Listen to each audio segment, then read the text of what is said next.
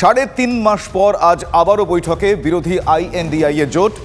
Semifinal এক প্রকার হোঁচট খেয়ে ফাইনালের প্রস্তুতিতে বিরোধীরা কথার বলার অপেক্ষা রাখে না।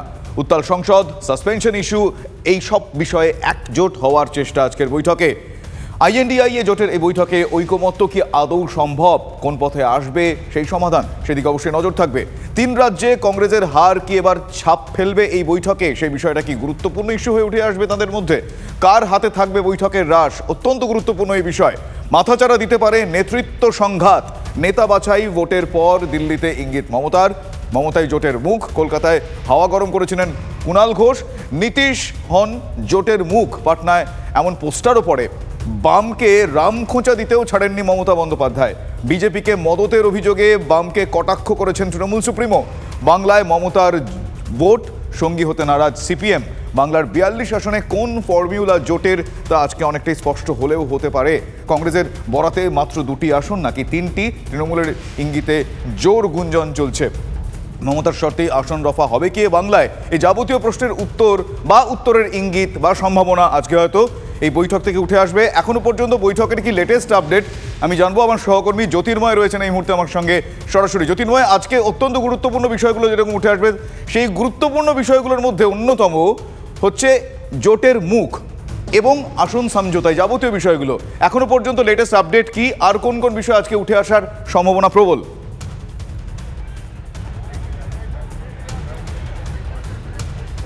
দেখো, গত 3টে বৈঠক থেকেই একটা বিষয় স্পষ্ট করে দেওয়া হয়েছে যে জোটের কোনো মুখ নির্বাচনের আগে কখনোই ঠিক করা হবে না। নির্বাচন পরবর্তী ক্ষেত্রে বিজেপিকে যদি হারানো সম্ভব হয় তারপরেই ইন্ডিয়া জোট তার নেতৃত্বে কে থাকবে সেই বিষয়টি বা পরবর্তী ক্ষেত্রে প্রধানমন্ত্রী কে হবেন সেই বিষয়টি তারা সিদ্ধান্ত গ্রহণ করবেন। এবারে যে প্রশ্ন আজকে সব থেকে প্রাসঙ্গিক তা হচ্ছে আসন সমঝোতা সংক্রান্ত প্রশ্ন, এবং যে প্রেক্ষাপটে এই বৈঠক শুরু হয়েছে সেই প্রেক্ষাপটটা যথেষ্ট তাৎপর্যপূর্ণ। 5 রাজ্যের নির্বাচনে বারবার ধরে কংগ্রেসের বিরুদ্ধে সমাজবাদী পার্টি, জেডিইউ, আম আদমি পার্টি তারা অভিযোগ করেছে যে তাদের সুনির্দিষ্ট কিছু ব্লকে শক্ত সংগঠন, শক্ত জমি থাকা সত্ত্বেও কংগ্রেস তাদের সঙ্গে আসন সমঝোতায় যায়নি, এমনকি আলোচনার টেবিলে পর্যন্ত বসেনি, বা আলোচনা করলেও তারা দাদাগিরির মানসিকতা নিয়ে সেক্ষেত্রে চলেছে। ফলত আজকে কংগ্রেসকে এই আঞ্চলিক দলগুলোর সরাসরি নিশানায় যে পড়তে হবে সেই আজ আগাম কংগ্রেসের কাছে স্পষ্ট ছিল। স্বয়ং মমতা বন্দ্যোপাধ্যায় কংগ্রেসের এই মানসিকতাকে তীব্র প্রতিবাদ করেছেন বা তীব্র নিন্দা করেছিলেন 5 রাজ্যের ভোটের ফলাফল আসার পরে, এবং বারবার ধরে যে কথা বলা হয় যে 3 রাজ্যে ভরাডুবির পর কংগ্রেসের হাতে যতটা নিয়ন্ত্রণের রাশ থাকার কথা এই ইন্ডিয়া জোটের ততটা যে থাকবে না সেই বার্তাও কিছুটা স্পষ্ট হয়ে গিয়েছিল কংগ্রেস নেতৃত্বের কাছে। আর ঠিক সেই কারণেই বৈঠক শুরুর মাত্র 10 মিনিট আগে 5 সদস্যের একটি কমিটি ঘোষণা করেছে কংগ্রেস। কি এই কমিটির উদ্দেশ্য? সেই কমিটির উদ্দেশ্য আগামী দিনে ইন্ডিয়া জোটে শরিক দলগুলোর সঙ্গে আসন সমঝোতা নিয়ে কথা বলার দায়িত্ব কাদের ওপর থাকবে সেই 5 জন নেতৃত্বকে নির্দিষ্ট করে দেওয়া হয়েছে। অর্থাৎ এক্ষেত্রে একেবারে প্রথমে রয়েছে অশোক গেহলটের নাম, রাজস্থানের প্রাক্তন মুখ্যমন্ত্রী। দ্বিতীয় নাম রয়েছে ভূপেশ বাগেল, এছাড়া মুকুল ওয়াসনিক সহ আরও অন্যান্য নেতারা রয়েছেন। অর্থাৎ কংগ্রেস যে জোট শরিকদের কাছে তারা প্রথমেই একটা বার্তা স্পষ্ট করে দিতে চাইছেন যে আসন সমঝোতার ব্যাপারে কংগ্রেস সম্পূর্ণভাবে তৈরি, এবং সেই কারণের জন্য তাদের প্রস্তুতি বোঝানোর জন্য বা মানসিকতা বোঝানোর জন্যই তারা এই কমিটি আগাম ঘোষণা করে দিয়ে কিছুটা এই যে অভ্যন্তরীণ বৈঠকের অভ্যন্তরীণ পরিস্থিতি উত্তপ্ত হওয়ার যে একটা সম্ভাবনা ছিল সেই আঁচ কিছুটা কমানোর তারা চেষ্টা করেছে। দ্বিতীয়ত যে প্রশ্নটা গুরুত্বপূর্ণ অবশ্যই আমাদের রাজ্য স্পেসিফিক প্রশ্ন। তৃণমূল নেত্রী কি অবস্থান নেবেন? গতকালই তিনি জানিয়েছেন যে কংগ্রেসের সঙ্গে আসন সমঝোতা অন্তত বাংলার প্রেক্ষিতে কোথাও করতে তার অসুবিধা নেই, এমনকি বামেদের সঙ্গেও তিনি আলোচনায় প্রস্তুত।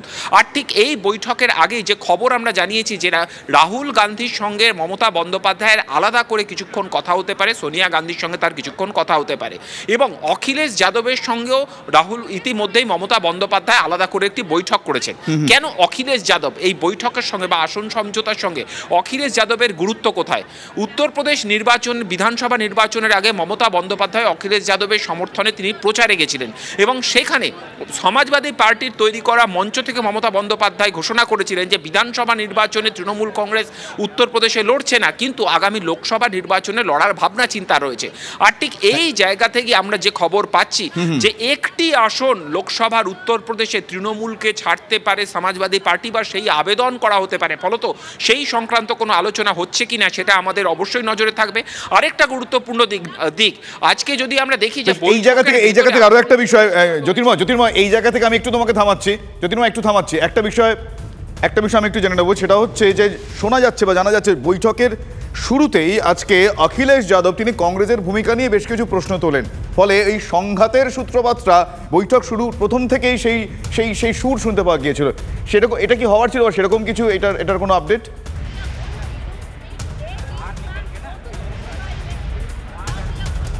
একদমই, দেখো কংগ্রেসের এই মানসিকতা সম্পর্কে আজকে সমাজবাদী পার্টি, নীতিশ কুমার, অপর দিক থেকে অরবিন্দ কেজরিওয়াল, তারা প্রত্যেকেই যে কথা বলবেন সেই বিষয়টা পুরোপুরিভাবে স্পষ্ট ছিল। এবং গতকাল যে বৈঠকগুলি হয়েছে, অর্থাৎ বিচ্ছিন্ন যে বৈঠকগুলি হয়েছে, সেই বৈঠকের সঙ্গে কিন্তু আজকে ইন্ডিয়া জোটের অভ্যন্তরীণ আবহ কেমন থাকবে তার একটা ইঙ্গিত পাওয়া যাচ্ছিল। আমরা যদি গতকাল রাতের দিকে তাকাই, গতকাল রাতে অরবিন্দ কেজরিওয়াল তিনি মমতা বন্দ্যোপাধ্যায়ের সঙ্গে দেখা করেছেন।